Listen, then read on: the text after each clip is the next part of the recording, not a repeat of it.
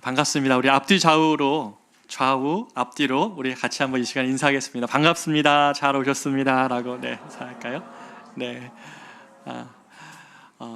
우리 특별히 우리 어저께 우리 결혼한 커플이 여기에 지금 왔는데요. 우리 저 뒤에 이시연, 양정은 두 청년인데 어제 막 결혼하고 오늘 예배드리고 내일 신혼여행 간다고 또 귀하게 그러셔서 저 두 커플 잠깐 일어나면 우리 축복하겠습니다. 축하합니다. 축하합니다. 네, 얼마나 예쁘고 좋은지 저희 교회에 막 커플들이 매일 결혼합니다. 이게 청년들이 없어지는 것 같은데 잠깐만. 네, 좋은 가정 이루는 교회 되어서 너무나 좋습니다.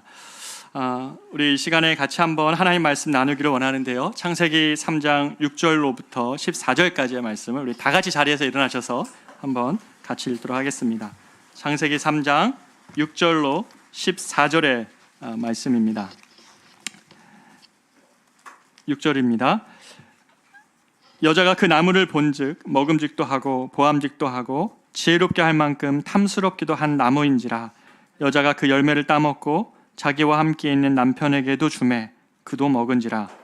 이에 그들의 눈이 밝아져 자기들이 벗은 줄을 알고 무화과 나무 잎을 엮어 치마로 삼았더라. 그들이 그날 바람이 불 때 동산에 거니시는 여호와 하나님의 소리를 듣고 아담과 그의 아내가 여호와의 낯을 피하여 동산 나무 사이에 숨은지라. 여호와 하나님이 아담을 부르시며 그에게 이르시되 네가 어디 있느냐. 이르되 내가 동산에서 하나님의 소리를 듣고 내가 벗었으므로 두려워하여 숨었나이다. 이르시되 누가 너의 벗었음을 내게 알렸느냐. 내가 내게 먹지 말라 명한 그 나무 열매를 네가 먹었느냐. 아담이 이르되 하나님이 주셔서 나와 함께 있게 하신 여자 그가 그 나무 열매를 내게 주므로 내가 먹었나이다. 여호와 하나님이 여자에게 이르시되 네가 어찌하여 이렇게 하느냐. 여자가 이르되 뱀이 나를 꿰므로 내가 먹었나이다. 같이 읽겠습니다. 여호와 하나님이 뱀에게 이르시되 내가 이렇게 하였으니 내가 모든 가축과 들의 모든 짐승보다 더욱 저주를 받아 배로 다니고 살아있는 동안 흙을 먹을지니라. 아멘. 같이 앉겠습니다. 오늘 저는 이 본문을 중심으로 믿음의 가정을 세우는 교회라는 제목을 가지고 나누려고 합니다. 몇 년 전에 그 TV 프로그램 중에 이제 패밀리가 떴다, 가족이 떴다는 거죠. 가족이 떴다라는 예능 프로그램이 큰 인기를 얻었습니다. 알고 계시죠? 네, 저만 아는 건 아니죠. 네, 몇몇의 사람들이 시골로 내려가 가지고 아름다운 시골 풍경 속에서 자식을 떠나보내고 홀로 계시는 어른들을 돌보고 섬기면서 또 효도 관광도 보내드리고 자신들은 그 지역에 나는 향토 재료들을 가지고 식사를 하면서 또 게임을 하면 그런 프로그램입니다. 이 프로그램이 사람들에게 굉장히 인기를 얻었는데 왜냐하면 뭐 유명 연예인들이 막 멋있게 입고 있다가 갑자기 가서 시골 막 몸빼바지 입고 뭐 농부 모자 쓰고 이렇게 뭐 흙탕물에 막 튀기고 이런 것들이 재밌어 보이기도 했지만 그곳을 보면서 이 고향에 계신 부모님을 참 많이 생각했다고 사람들이 이야기합니다. 또 가족이면 가족은 저렇게 같이 먹고 같이 웃고 같이 즐거워하며 그렇게 보내는 것이 가족인데 참 오늘날은 가족이라는 개념이 너무나 다 떨어져 있고 1년에 한 번 명절이나 봐야 되는 그러한 가족의 모습을 갖고 있죠. 또 자녀들이 해외에 가 있거나 그러면 실제로 정말 한번 얼굴 보기가 어려운 그런 때도 있습니다. 이 프로그램이 그래서요 특별히 이렇게 외지에 나와서 홀로 사는 사람들 이들에게는 너무 큰 인기를 끌었던 그런 프로그램입니다. 아마 시대가 변화하고 사람들 마음 안에 무엇이 있는지 가장 잘 아는 사람들이 방송국 PD들인데 이 프로그램을 기점으로 해서 그 다음부터 각종 가족을 소재로 한 예능 프로그램이 막 생겨났습니다. 아세요? 붕어빵, 아빠 어디가, 미운 우리 새끼. 뭐 저만 알고 있으니까 지금께서 네. 우리 좀 솔직해지게 솔직했는데 네 이런 프로그램들이 생겨났다는 거죠. 가족 예능이라는 프로그램이 생겼다는 겁니다. 왜 이렇게 가족을 들여다볼까? 남의 가족이 왜 이렇게 궁금하지? 그리고 남의 가족이 이렇게 행복하게 지내는 모습이 왜 이렇게 사람들의 마음 가운데 이렇게 관심을 끌까요? 이건 역설적인 의미인 거죠. 가족 안에 그걸 누리지 못하고 있고 가족 안에 그런 기쁨들이 없는 오늘날의 시대, 그래서 홀로 지내는 분들이 너무나 많고 자녀들을 다 떠나보낸 가정들이 너무나 많기 때문에 이런 현상들이 일어나고 있습니다. 그래서 어떤 시사평론가가 이렇게 가족 예능 프로그램의 전성시대를 놓고 이렇게 분석을 합니다. 남의 가족의 삶이지만 그 가족을 통해 편안함을 느끼고 가족을 통해 위로받고 싶은 현대인의 심리가 이 가족 예능이라는 새로운 장르를 만들어낸 원동력이라고 볼 수 있다. 그렇다는 겁니다. 남의 가족이지만 행복하게 지내는 그 모습 통해 대리 만족을 하고 있는 오늘날의 현대인의 모습, 그것이 이 가족 예능을 만들었다는 것이죠. 가족은 이렇게 중요합니다. 우리가 홀로 있을 때라도 가족은 우리가 정말 함께 하면 너무 좋은 그런 마음의 소망이 있죠. 하나님은 모든 관계의 기초에 가정을 두십니다. 그래서 사람은 이 가정 안에서 편안함과 쉼을 누려야 되고요. 또 가정 안에서 누구도 할 수 없는 용납, 밖에 나아가서는 다 경쟁자 같은 세상이지만 가족 안에만은 용납받기를 원하고 있죠. 또 어떻습니까? 내가 실패할 때 어디에 가서 기대할 수 있습니까? 가족만큼은 괜찮아, 다시 일어나서 할 수 있어, 그런 얘기 해줄 수 있는 곳, 바로 그것이 가족이고, 또 더 어떤 분은 그렇더라고요. 내가 성공을 했는데, 승진을 했는데 나눌 수 있는 가족이 없어서 혼자 축하하고 있는 이러한 모습을 보면서 작은 성공일지라도 그런 것을 거둘 때면 가족과 함께 나눌 수 있으면 그거야말로 참으로 좋은 것이죠. 그러니까 가족이야말로 우리의 모든 관계의 기초라는 겁니다. 그래서 가정은 우리 인생에서 생각해보면 매우 많은 시간을, 또 중요한 부분을 차지합니다. 어렸을 때는 부모님의 사랑과 돌봄 안에서 가족이란 것 이런 것이구나 라는 것을 경험을 하고, 또 장성해서 또 가정을 이루고 내가 부모가 되면 또 자녀를 돌보면서 가정이라는 것의 또 다른 면을 또 경험을 하게 되는 것이죠. 우리는 평생 누군가의 자녀이기도 하고 또 누군가의 부모일 때도 있고 또 누군가의 남편이자 아내이자 자녀이기도 합니다. 그런데 이렇게 소중한 가정인데 이 가정에 품이 없는 사람들이 있죠. 그 가정에 품이 없는 사람들, 이런저런 이유로 이 세상에 부모가 하나도 없고 또 그런 사랑과 돌봄을 줄 부모가 없는 사람들을 향해서 천혜고아라는 단어가 있죠. 천혜고아. 하늘 아래 나를 부모로 여겨줘서 무조건 용납해주고 사랑해주고 지지해줄 부모가 없다는 사실이 천혜고아라는 단어를 만들었죠. 그래서 이런 아이들을 보면 무척이나 안타까운 마음을 우리가 갖게 됩니다. 그런데 오늘날 또 다른 단어가 생겨났는데 그게 바로 사회적 고아라는 단어입니다. 안타깝게도 우리 사회는 이런 사회적 고아들을 계속 양산해 나고 있는데, 뭐냐면 부모님은 분명히 존재하고는 있지만 아빠가 직장일로 너무나 바빠가지고 일주일 내내 아이랑 같이 눈 마주치며 밥 한 번 먹기 어려운 그런 현실들, 너무나 바빠가지고 아이가 무엇을 좋아하는지 어떻게 크고 있는지 하나도 알지 못하는 현실. 엄마는 어떻습니까? 아이가 무엇 때문에 힘들어하고 학교에서 왔는지를 들어보려고 하기보다는 오자마자 학원부터 보내고, 그리고 오자마자 오직 대학을 위한 치열한 목표 아래 그 굴레 안으로 아이들을 집어넣습니다. 무엇이 힘든지 그 마음의 이야기를 듣지 않는다는 것이죠. 한강에 여러 다리가 있는데 마포대교를 여러분 아실 겁니다. 마포대교 밤에 이렇게 건너가 보시면 굉장히 아름답죠. 또 오늘 오실 때도 마포대교를 건너오신 분도 계실 텐데, 이 마포대교에 또 다른 이름이 있다는 거 아십니까? 별명이. 바로 이 마포대교가 이 죽음의 다리라는 오명을 갖고 있습니다. 너무 많은 사람들이 마포다리에서 투신을 하고 삶을 마감하는 그런 일들이 일어난 것이죠. 그래서 몇 해 전에 인터넷에 이런 사진이 한 장 떠돌아 다녔습니다. 한번 보시겠습니까? 네, 왼쪽이 제가 보기에 왼쪽인데 뭐냐면 많이 힘들었지? 너 밥은 먹었니? 이런 단어들을 거기다 막 붙여놨어요. 여러 단체들이 자살을 예방하기 위한 단체들이 이거를 붙여놓고 그 아이가 마지막 어떤 극단적인 선택을 하기 이전에 많이 힘들었구나라는 단어 그 하나만 누가 들려줬으면, 마음을 이해해줬으면 그런 선택하지 않았을 텐데, 너는 밥은 먹었니? 라는 누가 그런 대화 한마디만 던져줬어도 그런 선택을 안 했을 것이라는 것을 알았기 때문에 저런 현수막을 계속 이렇게 거기다 붙여놨습니다. 그런데 이런 현수막 끝에 오른쪽에 글씨인데요, 어떤 사람이 이렇게 글을 남겨놨어요. 살고 싶게 만들어주세요. 살고자 하는 의지가 있죠. 그런데 살아갈 수 있는 세상을 만들어달라고, 아마 우리 어린 아이들이, 학생들이 적은 것이 아닐까.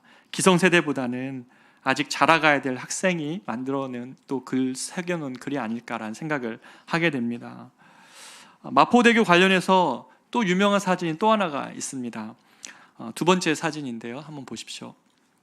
이것은 지금 저기 우산을 쓰고 있는 아이가 왕따를 당하고 그것으로 인해서 학업 성적이 너무 떨어지면서 모든 것에 자신감을 잃어버려가지고 자살을 생각하고 마포대교에 찾아온 거예요. 근데 이것을 알게 되고 신고를 받게 된 어떤 여자 경찰이 저기를 다 샅샅이 헤매다가 이 여학생을 발견을 한 겁니다. 그래서 이 경찰의 한번 자세를 보세요. 무릎을 꿇고 그 아이에게 눈을 맞추면서 손을 꽉 잡고 그 아이들에게 위로를 건네고 있는 겁니다. 참 장면에서 눈을 맞추고 있는 여경의 저 모습이 굉장히 저에게 감명이 됐는데, 이 여경이 저 사건 이후에 인터뷰한 내용이 있습니다. 뭐라고 얘기하냐면, 투신을 생각하는 대부분의 사람들에게는 대화할 한 사람이 없기 때문입니다. 마지막 순간에 자신의 마음을 나눌 한 사람만 있어도 자살을 택하지 않습니다. 이 아이는 이 여경의 위로, 이 마지막 순간에 자신의 마음을 나눌 수 있었던 이 여경의 위로 때문에 이날 집으로 다시 돌아가게 됩니다.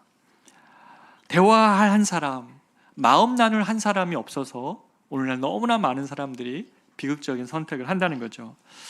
다행히 이 학생은 마지막 순간에 자신의 손을 잡아준 이 여경의 도움으로 살아났지만, 지금도 얼마나 많은 사람들이 또 누구의 자녀이자 누구의 남편이자 누군가의 아내인 사람들이 진정으로 자신의 이야기를 들어줄 그 한 사람이 없어서, 정말 마음을 나눌 그 한 사람이 없어서 스스로 목숨을 마감하는 이런 일들이 얼마나 우리 사회 안에 있습니까? 사랑하는 여러분, 우리나라가 정말 가족이 병들어가고 있다는 것을 여러분 느끼고 있지 않으세요? 특별히 가족이 급속도로 무너져 가고 있습니다. 가정이 무너지는 것은 그냥 주가가 하락하는 정도의 문제가 아니라 사회 근간을 무너뜨리는 거기 때문에 굉장히 아주 위기에 있습니다. 제가 이런 메시지를 전하려고 했던 이유도 지난 2달 동안이지만 우리 성도들의 가정을 신방해 보니 정말 가정이 위기에 있고 가정의 아픔이 있고 자녀들이 고통하는 이야기들을 너무너무 많이 들어서, 우리가 교회가 뭡니까? 건강한 교회를 세워간다는 게 뭡니까?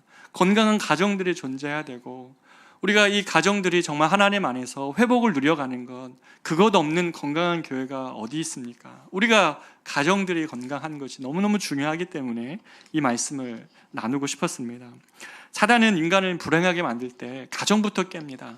가정을 깨면 남편과 아내 사이가 어려워지고 동시에 치명적으로 이 가정의 어려움 가운데 상처를 받는 애들이 바로 자녀들인 것이죠.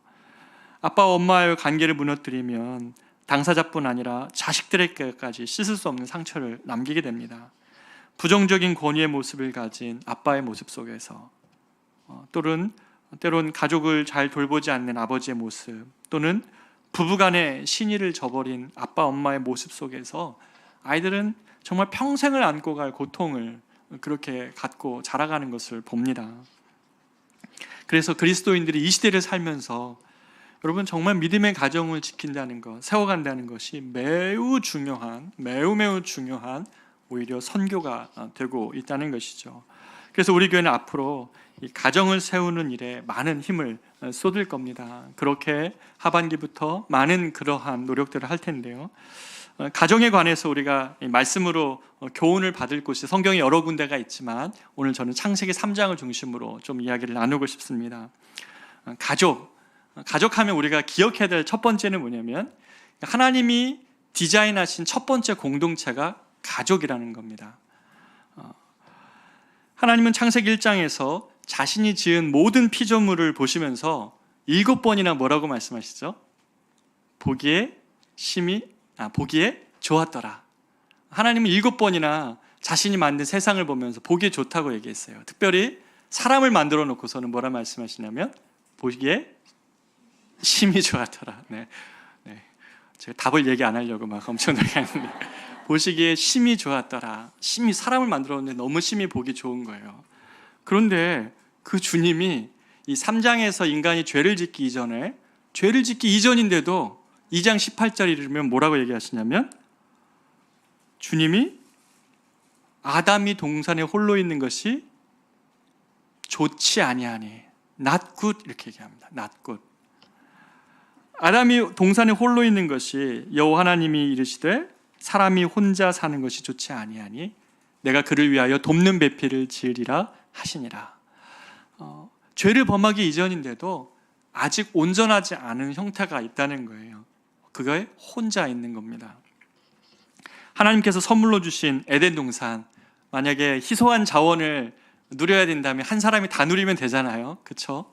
그런데 그러지 않다는 거죠. 인간에게는, 사람에게는, 아담에게는 홀로 독처하는 것이 좋지 않았습니다. 왜요?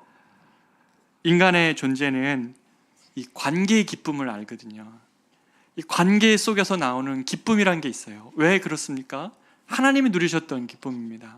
성부, 성자, 성령께서 관계 속에서 더 풍성한 사랑을 누리고 더 풍성한 은혜를 누리시는 것을 주님이 아셨기 때문에 아담 혼자 있는 것보다 아담 옆에 돕는 배필을 두시고 그가 그 관계의 기쁨, 그것을 충만히 누리기를 주님이 원하셨습니다. 그렇기 때문에 하나님은 아담을 자신의 모든 피조물처럼 보시기에 아름답게 하기 위해서 선택한 것이 돕는 배필입니다. 그것이 아내 하와였다는 것이죠. 그래서 한 주석은, WBC라는 주석에는 이 구분을 이렇게 해석을 했어요.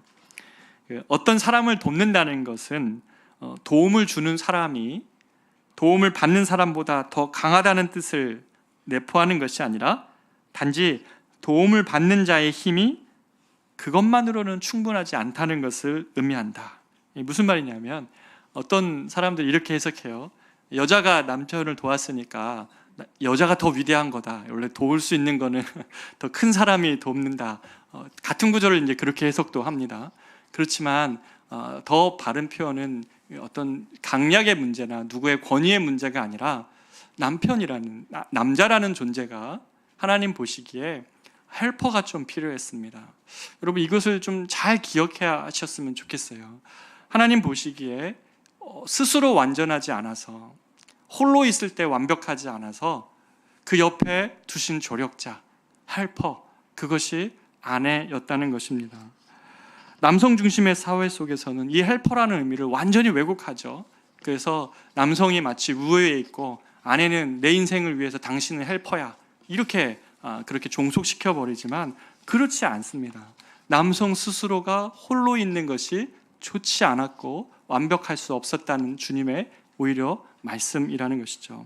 성경은 남성은 혼자서는 불완전하며 여성의 도움 속에서 비로소 하나님 보시기에 좋은 존재로 되어져 가는, 혼자서는 부족한 존재라는 것을 성경은 not good이라는 표현으로 이야기합니다. 믿음의 가정은 그래서 자신이 남편이 홀로 있을 때 불완전한 인간임을 인정하며 내 삶에 그래서 나를 더 완전하게 하기 위해서 내 옆에 아내를 두셨다는 것을 인정하고 완전한 내가 되기 위해서 주님이 보내신 사람이라는 것을 인정하는 것에서 시작이 된다는 것이죠. 아내의 도움 없이 절대로 하나님 보시기에 좋은 가정이 될 수 없다는 것을 알고 그렇구나, 내 인생에서 하나님 내 옆에 두신 아내가 나를 위하여 하나님이 친히 고르고 또 인도해 주신 돕는 배필이었구나. 나가 완전하지 못하기 때문에, 나 혼자 설 수 없었기 때문에 주님이 내 옆에 두신 아내라는 것이죠. 그런데요, 이 관점을 사단이 흔들어 버리는 거죠. 너무나 세상은 이 관점을 쉽게 흔듭니다. 사단은 어떻게 합니까? 죄를 지은 아담이 하와를 겨냥한 첫 번째 말이 뭐냐면, 하와, 당신이 내 불행의 근원이라는 겁니다. 한번 볼까요? 창세기 3장 12절을 같이 한번 읽어보도록 하겠습니다. 창세기 3장 12절 시작. 아담이 이르되 하나님이 주셔서 나와 함께 있게 하신 여자, 그가 그 나무 열매를 내게 주므로 내가 먹었나이다. 아담이 지금 뭐라고 얘기합니까? 하나님, 당신이 내게 주셔가지고 나와 함께 하신 이 여자가, 그가 그 나무 열매를 나에게 줘가지고 내가 그거 먹었다는 겁니다. 죄를 짓고 에덴 동산에서 쫓겨나고 자기가 누리던 모든 것을 잃게 될 위기에 딱 처하니까 아담이 태도가 불변하죠. 저 여자 때문에라는 겁니다. 저 아내 때문에 모든 나의 실패의 원인이 거기 있다고. 내가 성공하지 못한 이유가 이 사람 때문이라고. 내가 잘못한 이유가 이 사람 때문이라고 말합니다. 여러분, 사람이 얼마나 간사합니까? 그 조금만 전에도 내 살 중에 살이요 뼈 중에 뼈라고 얘기했던 아담이 이번에는 실패와 위험의 자리에 처하자 아내를 비방합니다. 아내만 비방합니까? 그 아내를 주신 하나님을 같이 비방한다는 것이죠. 이것이 하와를 탓하는 이 아담, 바로 이것이 이 가정이 깨어지는 원인이었습니다. 우리 남자 성도님들에게 한번 제가 묻고 싶어요. 우리 커맨스 교회 남자 성도님들에게, 꼭 주례하는 것 같은 느낌인데 지금 제가 정말 우리 아내가 나의 인생에 나의 부족함과 연약함 때문에 하나님 그걸 너무 잘 아셔서 나에게 옆에 두게 하신 그 헬퍼, 그 조력자라는 사실을 인정하세요? 진짜 결혼하는 것 같습니다. 이 관점을 놓치지 않았으면 좋겠어요. 내가 스스로 다 완전하다고 생각하면 아내는 내 인생에 그렇게 하나님께서 이끄신 사람이라고 우리는 고백하지 못하지만, 수도 없는 우리의 연약함을 함께 돕기 위해서 두신 그 조력자, 헬퍼, 그게 아내라고 성경은 우리에게 이야기합니다. 그런데 왜 그러세요? 왜 내가 좀 힘들고 어려우면 아내가 돕지 않아서라고 말합니까? 왜 책임을 아내에게 또 맡깁니까? 하와가 속임을 당할 때, 뱀에게 속임을 당할 때 아담은 어디 있었습니까? 그 옆에 있었어요. 왜 책임을 아내에게 돌립니까? 자신도 직접 하나님으로부터 들었던 메시지, 동산 중앙에 남은 실과를 먹지 말라. 하와는 오히려 그때 없었어요. 남편을 통해 들었지. 그런데 왜 아내에게 모든 책임을 돌립니까? 아내는 우리 인생 가운데 하나님이 주신 정말 조력자라고 성경은 그렇게 우리에게 가르쳐 주고 있는 것이죠. 만약에 여러분께서, 우리 남자 성도님께서 하나님이 나에게 주신 유일한 바로 그 헬퍼라는 그 고백, 그렇게 하나님이 나에게 주신 사람이라는 관점을 잃으면 어떻게 됩니까? 사단은 우리에게 분명히 다른 헬퍼, 다른 조력자, 다른 사람과 그 마음을 나누게 할 겁니다. 더 나은 헬퍼, 더 나은 사람에게 찾아서 나의 마음을 나누고 나의 소중한 것을 나누는 그런 위험에 얼마든지 노출될 수 있는 것이 남자들이라는 것이죠. 바로 남편들이 로맨스라는 이름 안에 수많은 남성을 사탄이 유혹해서 가정을 무너뜨렸습니다. 아내를 가장 좋은 돕는 배필로 인정하는 그것은 아내를 주신 하나님을 인정하는 것과 동일한 것입니다. 자녀들의 눈에, 그리고 아내가 느끼기에 충분히 아내를 보내주신 하나님께 정말 감사하고, 정말 내 인생에 하나님이 주신 배필로 그를 바라볼 때 내 인생의 실패의 원인이 아니라 나를 위하여 정말 하나님이 베풀어 주신 그런 배필이라는 고백으로 여러분의 가정이 이 성경의 원리를 다시 회복했으면 좋겠습니다. 그런데 이번에는 이렇게만 끝나면 안 되겠죠. 아내들 입장에서도 한번 생각해 봐야 됩니다. 여러분, 남편에게 어떤 헬퍼가 되고 싶습니까? 무엇으로 어떻게 남편을 도울 때 아내들은 믿음의 가정을 세우는 것입니까? 오늘 본문의 하와에 의해서 볼 때 다른 예들도 많이 있겠고 다른 원리들을 찾을 수 있겠지만 오늘 본문의 하와에 의해서 볼 때 그것은 우리 아내들이 굉장히 오늘 본문은 독특하게 하나님의 말씀을 기억하고 순종함으로 아내를 도울 수 있습니다. 창세기 3장 6절은 아내 하와가 말씀보다 욕망을 따름으로 초래된 이 가족의 비극을 보여줍니다. 창세기 3장 6절을 보면 제가 읽겠습니다. 여자가 그 나무를 본즉 먹음직도 하고 보암직도 하고 지혜롭게 할 만큼 탐스럽기도 한 나무인지라. 여자가 그 열매를 따먹고 자기와 함께 있는 남편에게도 주매 그도 먹은지라. 지금 뭘 줬다는 거예요? 선악과를 건네줬다는 겁니다. 하와가 자신의 욕망을 따르지 않고 하나님 말씀을 기억함으로 이 선악과를 따먹는 것이 더 유익하다는 이 사단의 말을 거기서 차단했었으면 어땠을까? 그런 생각을 해보게 된다는 것이죠. 그렇게 딴 다음에 그것을 남편에게 건네주고 욕망의 덩어리였던 그 선악과를 남편에게도 전해줘서 남편과 함께 같이 범죄하죠.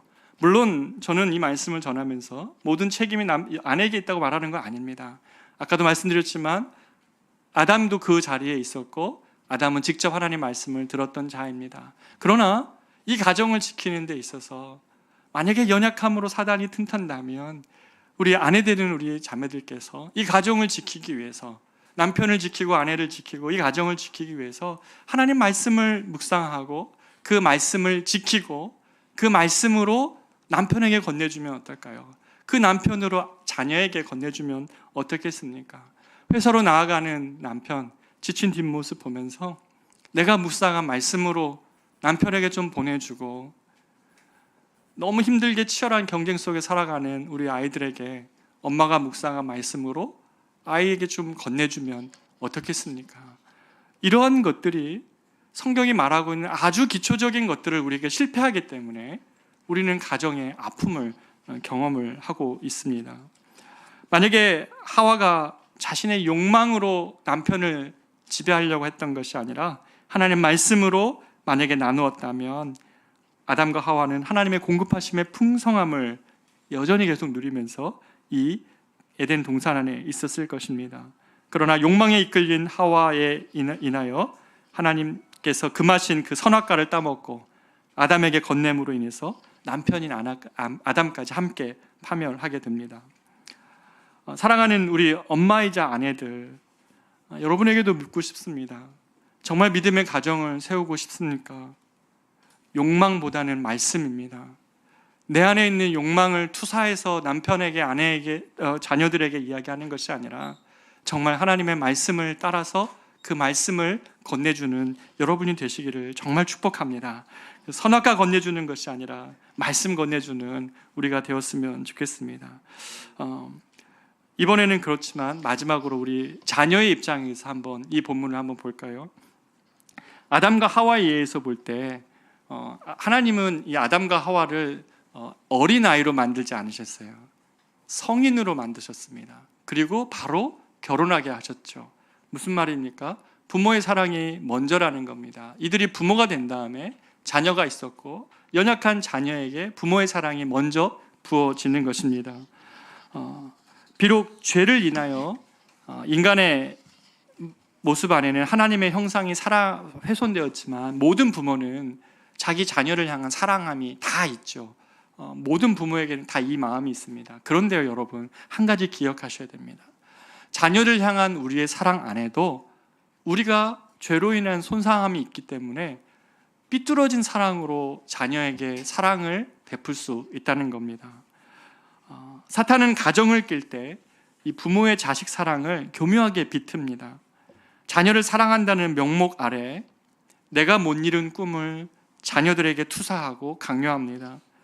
아이가 정말 무슨 얘기를 하고 싶은지, 내가 뭘 좋아하고 뭘 할 때 열정이 난다고 말하는 것을 듣지 않은 채 하나님이 이 아이에게 무슨 달란트를 주셨는지를 3일이 살피려고 하기 이전에 마치 내 소유이냐, 내가 이 아이의 인생을 컨트롤할 수 있는 사람이냐, 자기 방식의 사랑을 강요합니다.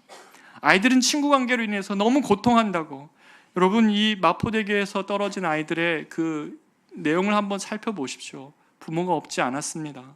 안 들어주기 때문에, 아무도 내 이야기를 듣는 부모가 없었기 때문에 그런 선택을 하고 만다는 것이죠. 친구 관계로 인해 고통하는 자신의 이야기를 부모가 들어주기를 원하는데 부모는 늘 성적표만 보기를 원합니다. 아이는 하나님이 주신 달란트와 독특함 때문에 내가 그 일을 하면 너무나 열정이 있고 열심을 낼 수 있고 힘이 나는데, 부모는 네가 인생을 잘 모른다고 하면서 내가 정해준 길로만 가야 된다고 말합니다. 내 아이니까 내가 통제할 수 있다고 말을 합니다. 여러분, 이게 저는 이 본문을 준비하면서 창세기 22장이 생각이 났습니다. 하나님의 믿음의 조상 아브라함을 세우실 때 왜 독특하게 한 장면이 있죠? 22장에 뭐가 있습니까? 이삭을 제물로 바치는 장면이 나와요. 저는 이게 이해가 안 됐어요. 왜냐하면 이삭은 분명히 하나님께서 아브라함과 이삭을 통해서 많은 열방을 만들기로 작정하신 계획을 아브라함한테 이미 약속하셨는데 왜 이삭을 제물로 바치는 이 장면이 왜 나올까 도대체? 창세기 22장은 성경에 왜 있어야 될까라는 생각을 했었는데, 물론 아브라함에게 독자인 아들 이삭이었기 때문에도 그렇지만 믿음의 후손들을 만들어낼 때 하나님이 혹시 우리에게 이 믿음의 후손들을 만들어낼 때 가장 중요한 통과해야 될 장면은 바로 이것이 아니냐. 아이들의 주권이 누구에게 있느냐? 이 이삭의 주권이 누구에게 있느냐? 너의 소유냐? 아니면 정말 믿음의 자녀로 키우기를 원하시느냐라고 하나님은 아브라함에게 묻고 계시는 것이죠. 번제단 위에 이삭을 묶어놓고 아브라함에게 하나님은 그 아들 이삭을 제물로 바치라 하실 때 아브라함이 칼을 듭니다. 그럼 어떻게 했을까요? 아브라함은 그냥 내가 신육만 하면 하나님이 인정해 줄 거라고 믿었을까요? 그렇지 않습니다. 히브리서 11장 17절 19절을 보면 이렇게 기록합니다. 아브라함은 시험을 받을 때에 믿음으로 이삭을 드렸으니 그는 약속들을 받은 자로 돼 그 외아들을 드렸느니라.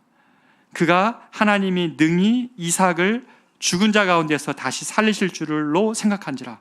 비유컨대 그를 죽은 자 가운데서 도로 받은 것이니라. 여러분, 이 말이 무슨 말입니까? 아브라함은 실제로 그렇게 하려고 했어요. 무서운 말이죠. 그런데 아브라함 믿음이 뭡니까?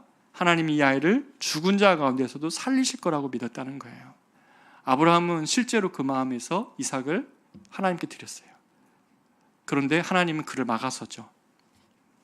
그러면서 아브라함아 아브라함아 멈춰서라 라고 얘기하면서 비로소 네가 하나님 여호와를 경외하는 줄을 알았노라. 사랑하는 여러분, 부모의 사랑은 맞습니다. 중요하고 너무나 소중한데 잘못하면 우리가 우리의 소유인 줄 알고 자녀를 키웁니다. 그러나 본문은 얘기합니다. 믿음의 가정이 하나님 앞에서 이렇게 자라갈 때에 부모에게 요구하는 것, 이 아이의 주권이 누구에게 있느냐라는 겁니다. 이 아이의 삶의 주권이 누구에게 있느냐고 묻습니다. 잘못하게 우리에게 삐뚤어진 욕망으로 아이들에게 그들의 인생을 마치 부모의 것이냐 통제하고 다스리는 것이 아니라 최선을 다해 이 아이들을 사랑하되 이 아이들의 인생의 주권이 하나님께 있다는 것을 알고 하나님의 인생에 맡겨드리는 것, 하나님이 이 아이들에게 주신 너무나 소중한 것을 따라서 그것을 아름답게 들춰내고 그것을 열매 맺게 하는 것, 그것이 부모의 역할이라는 것을 믿고 그렇게 하나님께서 우리에게 맡겨진 아이들로 그렇게 고백할 때 우리의 믿음의 아이들이 자라가기 시작한다는 것이죠. 사랑하는 여러분, 한 아이가 이 부모의 신앙 안에서 아름답게 자라가면, 우리가 아까 그런 어려운 아이들도 봤지만 오늘 또 다른 사진 한 장을 좀 보기를 원합니다. 이 사진은 제가 전에 섬기던 교회에서 어떤 세미나를 이렇게 진행을 하는데 조그만 아이가 따라왔는데 이 아이가 뭔가 칠판에다 이렇게 적는 거예요. 그러면서 썼던 구절이에요. 뭐라고 썼는지 보이세요? 한 초등학교 한 3학년 정도 된 걸로 제가 기억이 하는데, 비바람 몰아쳐도 뭐라고 써 있습니까? 난 하나님 사랑해요. 아인 드림. 저희 딸은 아닙니다. 저희 딸이 아이린인데 아이린은 아니고, 저 글을 쓴 아이를 제가 너무 기억해요. 눈에 선해요. 비바람이 몰아쳐도 난 하나님 사랑해요. 그럼 아이들이 하나님을 경험하게 하고 하나님을 알면 부모들이 자신의 삐뚤어진 욕망으로 아이들을 통제하고 그렇게 하는 것보다 이 아이들의 삶의 주권자이신 하나님이 이 아이들을 정말 키워가기를, 물론 부모로서 최선을 다해야 하지만 마지막에 그 마지막 선택은 하나님께 맡겨드리는 그 일을 통해 비바람이 몰아쳐도 난 하나님을 사랑해요라는 이 아이의 고백이 이 아이의 평생 가운데 어떻게 이끌어 갈 것인지를 우리는 볼 수가 있다는 것이죠. 사랑하는 여러분, 가정이 어떻습니까? 여러분의 가정 지금 어떠셔요?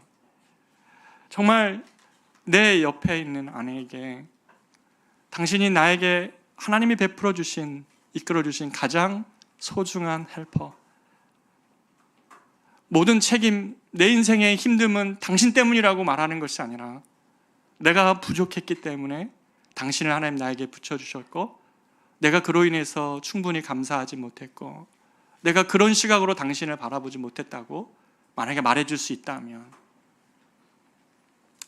우리 아내 되는 여러분, 우리의 욕망을 가지고 남편과 아내를, 자녀를 대하는 것이 아니라 하나님 말씀을 내가 묵상함으로 그 말씀을 보내어 자녀들을 또는 남편을, 출근하는 남편과 학교에 가는 자녀들을 축복할 수 있다면, 그리고 우리 아이들을 향하여서 이 아이들의 삶의 주권이 하나님께 있다는 것을 믿고 그 아이들을 하나님께 맡겨드릴 수 있다면 그러면 얼마나 좋겠습니까? 이 성경의 원리가 살아있을 때 지금 이 땅에 정말 너무 고통하는 가정들 속에서 하나님의 믿음의 가정들이 탄생하기 시작한다는 것이죠.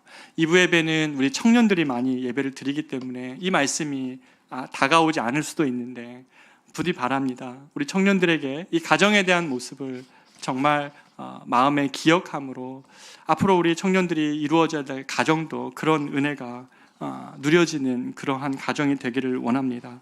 오늘 이 말씀을 가지고 우리 같이 한번 찬양하면서 기도하기를 원하는데요. 주 예수님 내 맘에 오사라는 찬양인데, 이 찬양의 가사를 한번 보십시오. 주 예수님 내 맘에 오사 날 붙들어 주시고 내 마음에 새 힘을 주사 늘 기쁘게 하소서. 사랑해 주 내 마음속에 찾아오사 내 모든 죄 사하시고 내 상한 마음 고치소서. 가정에 대해 이야기할 때마다 쓴뿌리가 있는 분들 있을 수 있습니다.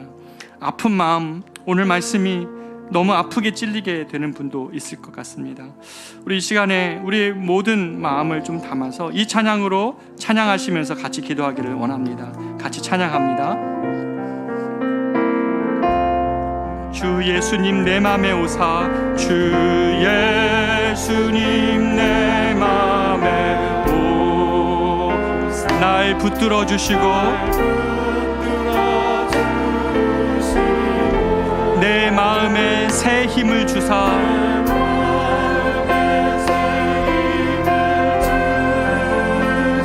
늘 기쁘게 하소서. 사랑의 주 사랑의 주 사랑의 주 사랑 내 맘속에 찾아오사 속에 찾아오 내 모든 죄 사하시고 내 상한 마음 고치소서. 주 예수님 내 맘에 오사 날 정결케 하시고 날 정결케 하시고 그 은혜를 내 맘에 채워 그 은혜를 내 맘에 채워 늘 충만케 하소서.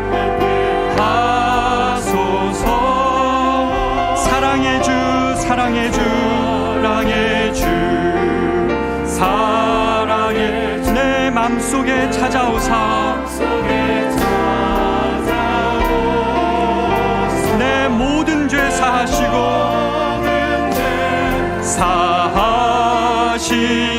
내 상한 마음 고치소서.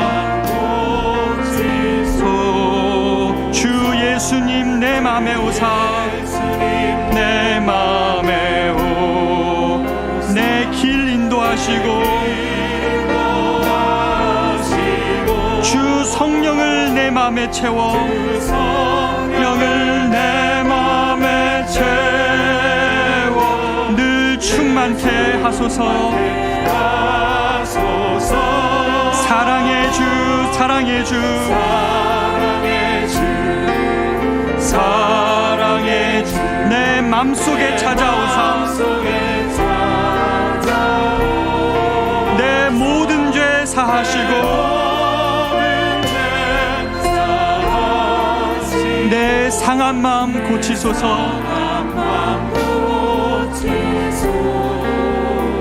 우리가 이 시간 같이 한번 하나님께 기도하기를 원합니다.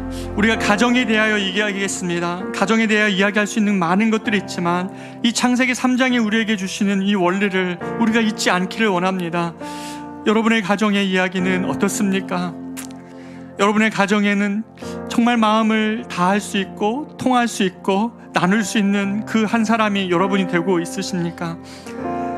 아빠로서 여러분은, 남편으로 여러분은 정말 우리 아내가, 내 옆에 둔 아내가 내가 하나님 부족한 것임을 알고 내 인생에 두신 하나님의 그 조력자라는 사실들 인해서 감사하고 또 그렇게 존중하고 그런 눈으로 바라보고 있습니까? 아니면 당신 때문에 내가 실패했다고, 당신이 돕지 않아서였다고, 당신이 문제라고 우리가 그렇게 말하고 있지는 않습니까?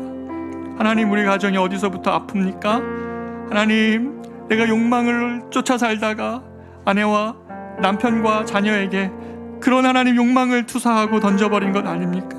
하나님, 내가 말씀으로 정말 남편을 돕고 또 말씀으로 또 우리 자녀를 세워갈 수 있는 그런 아내 되게 하여 주시옵소서. 사랑하는 우리 자녀들의 인생이 하나님께 있다는 사실을 믿고, 하나님, 내가 최선을 다해 이 아이들을 섬기고 세워가지만 이 아이의 인생의 주권이 하나님께 있다는 사실 앞에 내가 겸손히 순종하며 아이들의 인생을 의탁드립니다. 우리가 이러한 기도로 이 시간 주님 앞에 나아가 정말 같이 한번 기도하기를 원합니다. 기도합니다. 존귀하신 하나님 아버지, 주님께 기도합니다. 사랑하는 주님, 오늘 이 가정에 대해서 우리가 이야기를 나눕니다. 우리가 좋은 교회를 이야기하지만 아버지 하나님, 그 건강한 교회가 되기 위해서 아버지, 우리 사랑하는 성도들의 가정이 하나님 아버지 이 말씀의 지배 아래 있는 가정 되기를 원합니다. 아버지 하나님, 정말 혼자서는 불완전한 존재이기에 난 그렇게 좋지 않기에 아버지 하나님, 인생의 옆에 두신 그 귀한 헬퍼를 아내로 하나님께서 삼으시고 아버지 하나님, 그로 인하여서 하나님 우리를 온전케 하시는 하나님의 계획 가운데 아버지 하나님, 우리의 자녀와 아내를 하나님 옆에 주셨습니다. 성령 하나님 아버지, 이러한 관점을 잃어버리기 때문에 아버지 또 다른 곳에서 헬퍼를 찾고 또 다른 곳에서 마음을 나눌 자를 찾고 또 다른 곳에서 하나님 우리의 마음을 하나님 나누고 있는 것은 아니지. 사랑하는 우리 커맨시 성도들, 아버지께서 진리게 하시는 것들이 있다면 주 앞에 회개하게 하여 주십시오. 하나님 앞에 돌아오게 하여 주십시오. 가정의 가장 중요한 원리들을 잃어버린 채 하나님 형식만 남은 가정 되지 않게 하여 주시고, 가정 안에서 슬픔도 같이 나누고 하나님 가정 안에서 내 마음의 가장 어려운 것들을 나눌 수 있고 아내와 남편의 관계가 될 수 있도록 인도하여 주시옵소서. 아버지 하나님, 우리의 욕망을 끊임없이 추구하다가 아버지 하나님, 아내와 남편과 아내 자녀에게 아버지 그런 것들을 던져주고 건네주며 아버지 그렇게 하나님 정말 가정이 무너져가는 것이 아니라 아버지, 우리 아내들은, 우리 자매들이 정말 하나님 말씀 안에서 이 가정을 지켜내게 하여 주시옵소서. 하나님 말씀 하나님 붙들고 그것을 묵상한 것으로 아이들을 섬기고 하나님 정말 남편을 하나님 그렇게 세워갈 수 있는 우리 하나님 마음이 될 수 있도록 인도하여 주시옵소서. 아버지 하나님, 우리 자녀들을 위하여 기도합니다. 이 아이들 하나님 어떻게 합니까? 이 아이들의 인생의 주권이 주님께 있음을 고백합니다. 아브라함에게 하나님 이삭의 주권이 누가 있느냐고 주님께서 물으신 것처럼 사랑하는 우리 자녀들의 인생에 부모로서 우리가 최선을 다해 이 아이들을 섬기지만 이 아이들의 인생에 하나님 정말 주인 되시는 그 주님이 이 아이들의 삶을 우리의 우독한 하나님 부모의 사랑보다 더 완전한 사랑으로 이끌어갈 것임을 믿기에 아버지 하나님, 이 아이들을 하나님 부탁합니다. 성령 하나님 아버지, 우리 사랑하는 청년들, 아버지 하나님, 이런 저런 모양으로 가정에 대한 상처와 아픔이 있습니다. 아버지 하나님, 그것 때문에 가정을 이루는 것이 두렵지 않게 하여 주십시오. 우리가 하나님 손에 붙들려 있습니다. 하나님 말씀의 원리 안에 있습니다. 하나님, 우리가 온전한 가정을 이룰 수 있다는 사실 앞에 우리 성도들 하나님 정말 주님을 붙잡으며 나아갈 수 있도록 인도하여 주시옵소서. 사랑의 주, 사랑의 주, 사랑의 주, 내 마음속에 찾아오사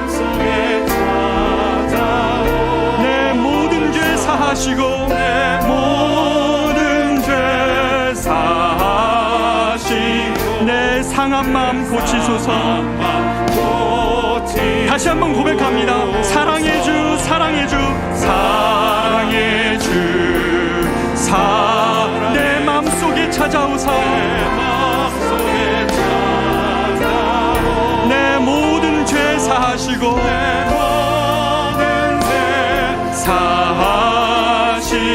내 상한 마음 고치소서.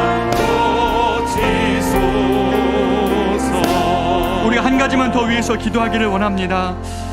자녀들과 같이 있는 우리 부모들, 지금 2층에서 예배드리는 우리 부모님들, 3층에서 4층에서 자녀와 함께 예배드리는 부모들도 계시고 또 자녀들의 해외에 계신 분들도 계실 겁니다. 여러분, 우리가 그러나 오늘 이 말씀의 원리를 붙들고 같이 한번 기도하기를 원합니다. 하나님, 이 자녀의 삶의 주권이 하나님께 있습니다. 부모로서 불완전한 하나님, 내가 모든 것 컨트롤하려고 하는 것이 아니라 이 아이 인생을 주님 손에 맡겨드리오니 완전하신 주께서 이 자녀들의 삶을 주님께서 완전한 길로 인도하여 주십시오. 우리 자녀들의 삶을 정말 하나님 손에 의탁드리며 그런 믿음의 가정 될 수 있게 해달라고 우리가 이 시간 같이 한번 자녀들을 축복하시면서 기도하도록 하겠습니다. 기도합니다. 하나님 아버지, 주님께 기도합니다. 하나님 아버지, 우리는 불완전하면서도 이 아이들에게 불완전한 지식과 사랑으로 이 아이들을 대합니다. 그러나 이 아이들은 하나님 아버지, 정말 자신의 마음이 나는 곳이 없다고 하고 하나님 자신의 생각을 들어주지 못하는 아버지 부모 밑에서 아버지를 고통하며 아파하다가 저렇게 극단적인 선택을 하는 수많은 아이들을 보게 됩니다. 오 하나님 아버지, 우리의 자녀들을 주님께 기도합니다. 이 아이들과 같이 대화할 수 있게 하시고 이 아이들의 삶의 주인이신 하나님 때문에 내가 이야기하고 싶은 것들을 말하는 것이 아니라 이 아이의 인생에 기울이고 자녀들의 삶에 귀를 기울이며 축복하며 그들의 삶의 하나님 조력자로 그들의 삶의 하나님 정말 보이자 하나님 그들의 삶의 하나님 주권이신 하나님 인정하고 이 아이들을 정말 같이 인도하여 주시옵소서. 아이들의 삶을 축복하시고 이 다음 세대의 아이들이 정말 믿음의 가정을 하나님 자라갈 수 있도록 주님 축복하여 주시옵소서. 아버지 하나님, 우리 커맨스 교회 어린 자녀들이 있습니다. 장성한 우리 자녀들도 있습니다. 중고등학교 청년들도 있고 청소년들도 있습니다. 주님, 이 아이들을 주님 손에 의탁합니다. 삶의 참 주인 되신 주께서 이 자녀들의 삶을 이끌어가 주시고 하나님, 그래서 하나님 아버지, 영웅을 남은 좋은 건강한 교회, 건강한 가정들이 많이 하나님 덕에 갈 수 있도록 인도하여 주시옵소서. 너의 삶의 참 주인, 너의 삶의 참 주인, 너의 참 부모이신 하나님, 그 손에 너의 삶을 맡긴다. 너의 삶을 맡긴다. 너의 삶의 참 주인,